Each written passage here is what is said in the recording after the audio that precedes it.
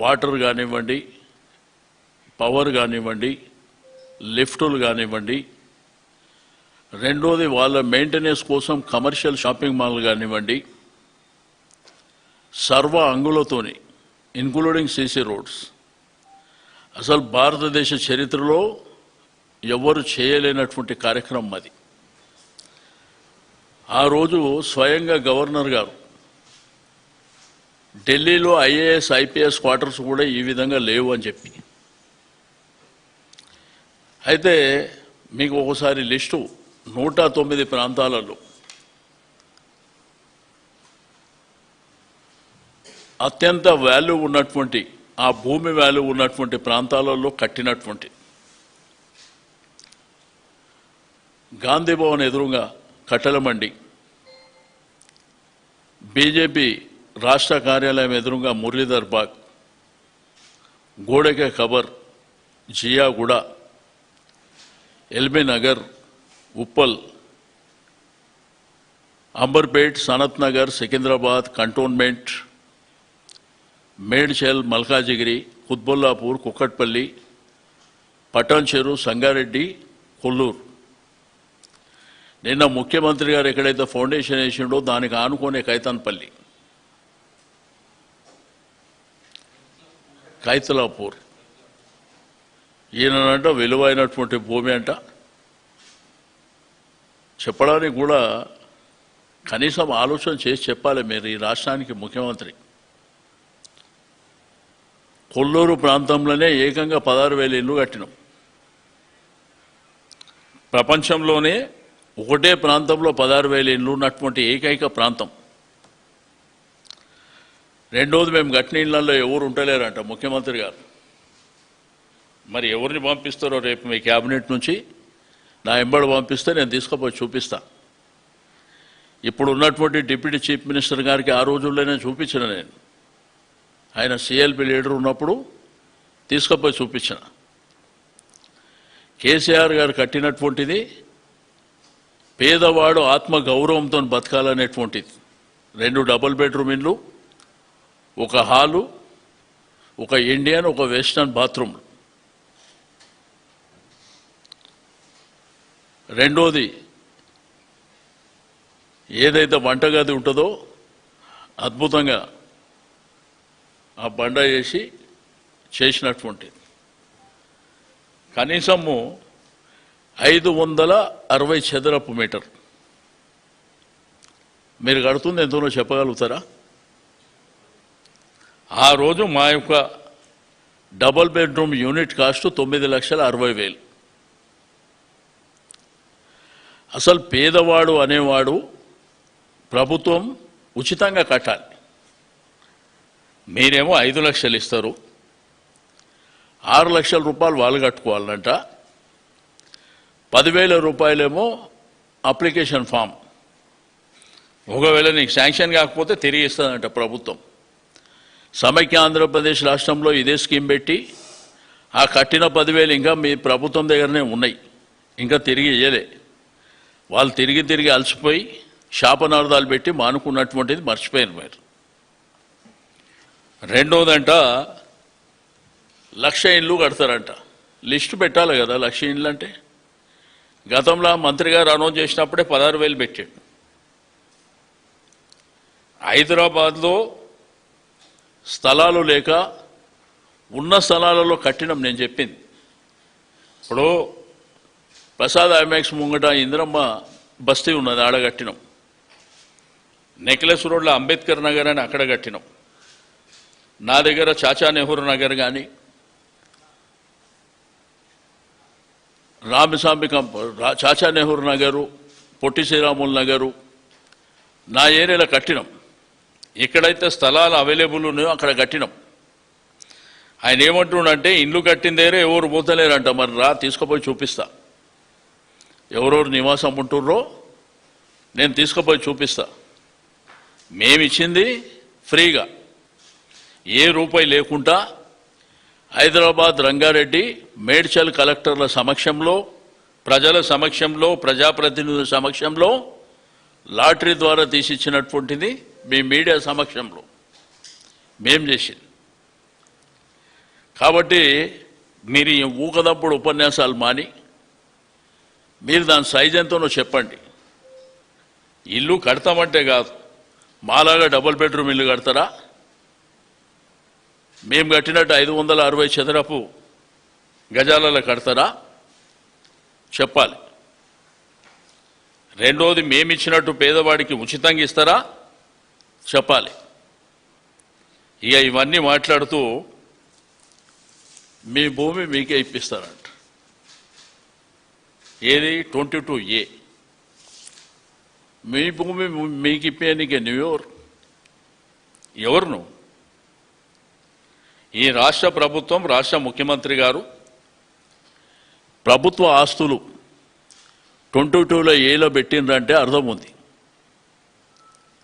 Greater Hyderabad సరౌండింగ్లో 100 కిలోమీటర్ల దూరంలో ఉన్నటువంటి అన్ని కలెక్టరేట్లకు మీరు ఇవన్నీ ప్రొవిజన్లో పెట్టి ఇప్పుడంట నాది పూచి నిషేధిత జాబితా నుంచి క్లియర్ చేస్తా. అసలు ఎవరు పెట్టమన్నారు మిమ్మల్ని? ఏం దందా జరుగుతుంది రాష్ట్రంలో? ముఖ్యమంత్రి గారు మీకు తెలియదా? ఈ 22Aలో పెట్టిన తర్వాత గడిచిన 2.5 సంవత్సరాలలో 30%, 40% లావాదేవీలు ఎవరు మాట్లాడుతున్నారో నీకు తెలియదా? 30-40% మీరు నెగోషియేషన్ చేసుకుంటూ 3-4 సంవత్సరాల క్రితం కట్టినటువంటి ఇళ్ల మీద కూడా, అది అపార్ట్మెంట్ కావచ్చు, గేటెడ్ కమ్యూనిటీ కావచ్చు, కమర్షియల్ కావచ్చు, అన్నీ దీంట్లో పేదవాళ్ళు ఉండేటువంటి ఇండ్లను కూడా నిషేధిత జాబితాలో పెట్టి ముఖ్యమంత్రి గారికి నేను ఏం తెలియనట్టు నాది పూచి అంటాడు. అంటే ఇదే కలెక్టరేట్లల్లా ఎవరిని కలవమంటారు మీకు తెలియదా? 30%, 40% డిమాండ్ చేసి తీసుకుంటుంది మీకు తెలియదా? తెలియకపోతే త్వరలోనే ఎవరెవరు తీసుకున్నారో ఆ లిస్టు కూడా బయట పెడతాం. అమాయకంగా. రెండోది ఏంటంటే, చట్టాలు కానివ్వండి, న్యాయస్థానాలు కానివ్వండి, మీకు ఈ దేశంలో న్యాయస్థానాలు, చట్టాలు ఉన్నాయనేటువంటిది మర్చిపోయినరా? హైడ్రా మొన్న ఇష్టం ఉన్నట్టు చేస్తే చట్టం ఏం చేసింది తెలుసు కదా? రేపు ఇది కూడా అదే జరుగుతుంది. అంటే ఒక రాష్ట్ర ప్రభుత్వానికి ఉన్నలేని భూములన్నీ 22Aలో పెట్టిన అధికారం ఎవరిచ్చారు మీకు? అంటే ఒక పేదవాడు, ఒక రైతు, లేకపోతే ఎవరన్నా వ్యాపారం చేసుకునే వాళ్ళు సొంతంగా వాళ్ళ డబ్బులతో కొన్నటువంటి భూములు, తండ్రులు తాతలు పరంపరగా వచ్చినటువంటి ఆస్తులని మీరు 22Aలో పెట్టి మీరు నెగోషియేషన్ చేస్తారా? 30-40% డిమాండ్ చేసి మీ ఇష్టం ఉన్నట్టు దోపిడీ చేస్తే అంటే చూస్తూ ఊరుకుంటారు అనుకుంటారా? ఇదొకటి. ఇంకోటి చెప్పి ఆయన అఘోరనట, శుద్ధ పూజలు.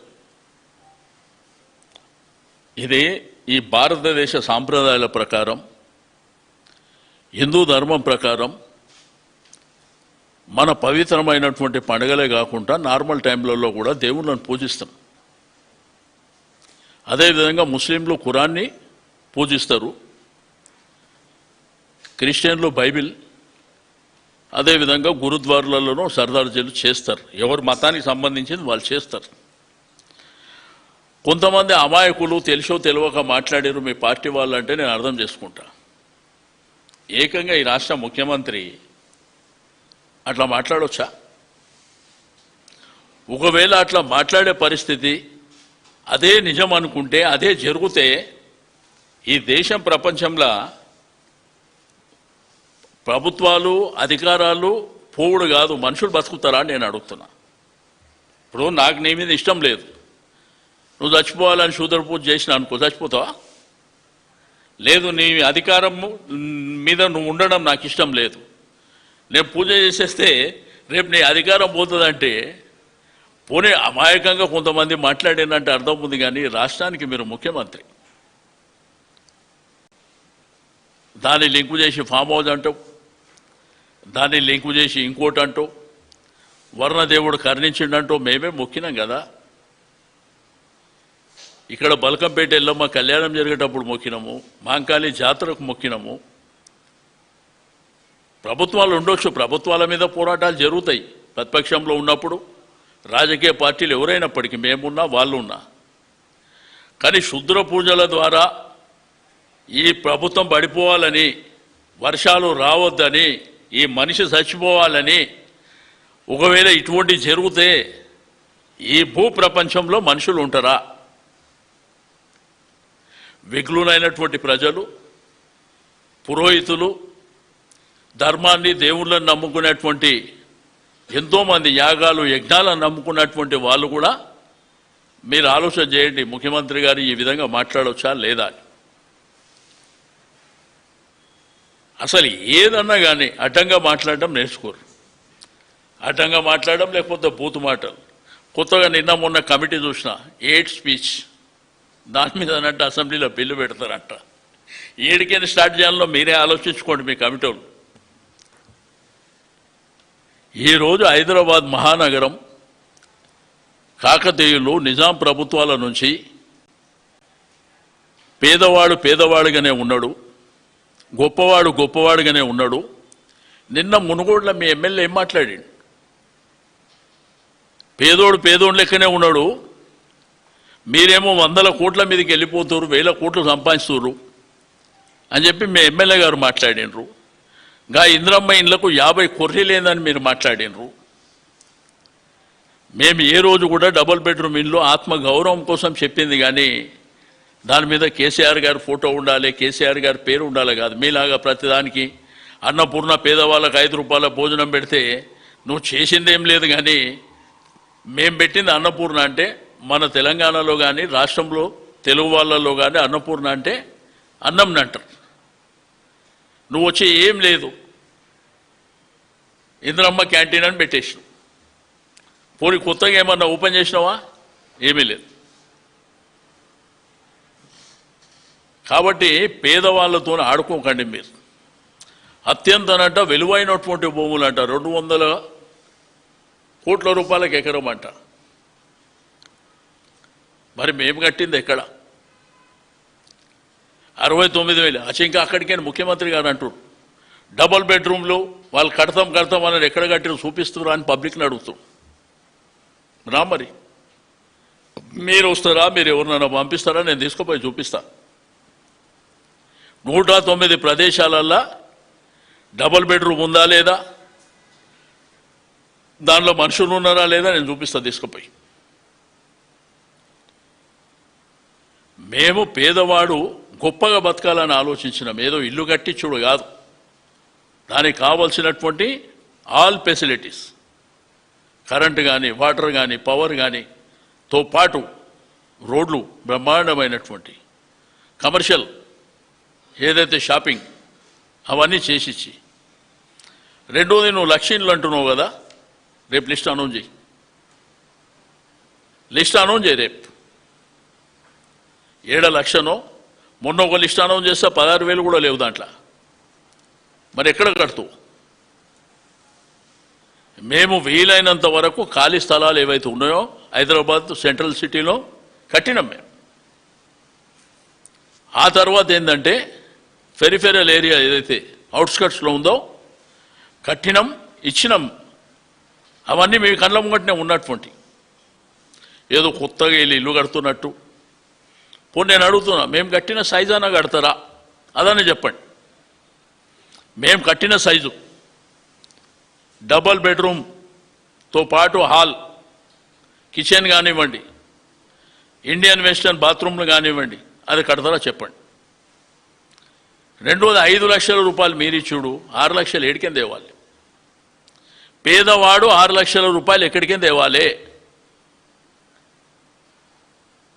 వాళ్ళు ఏదో ఇంట్రెస్ట్కు తెచ్చింది అనుకో, మీకు కట్టే 2-3 ఏళ్ళకు అదే డబ్బులతో వాళ్ళు కట్టుకుంటారు కదా, అది డబల్ టిబల్ అవుతుంది కదా. అన్నీ మోసపూరితమైనటువంటి మాటలు, అబద్ధాల మాటలు. ఇదైతే నాకు ఆశ్చర్యం అనిపిస్తుంది. క్షుద్ర పూజల గురించి రోజు టీవీలలో ఒక చర్చ, పేపర్లలో ఒక చర్చ. అసలు మీరు సింపుల్గా, నేను మీడియా మిత్రులు కూడా అడుగుతున్నా, నేను నాశనం కావాలని నువ్వు ఇంట్లో కూర్చొని ఎవరినో తీసుకొచ్చి ఒక పూజ చేస్తే నేను నాశనం అవుతానా? అది ఉందా చరిత్రలో? అట్లాంటి ఈ దేశం మిగులుతుందా? మనుషులు మిగులుతారా? ప్రభుత్వాలు ఉంటాయా? అరే ఎవరో అమాయకంగా కొంతమంది మాట్లాడారంటే సరే అర్థం చేసుకోవచ్చు, కానీ ఏకంగా ఈ రాష్ట్ర ముఖ్యమంత్రి గారు మాట్లాడవచ్చు అట్లా? కొంతమందిని ఏంటంటే ఈ సమాజం బాధ్యత గల వ్యక్తుల కింద ట్రీట్ చేస్తుంది. మనకున్న హోదా అటువంటిది.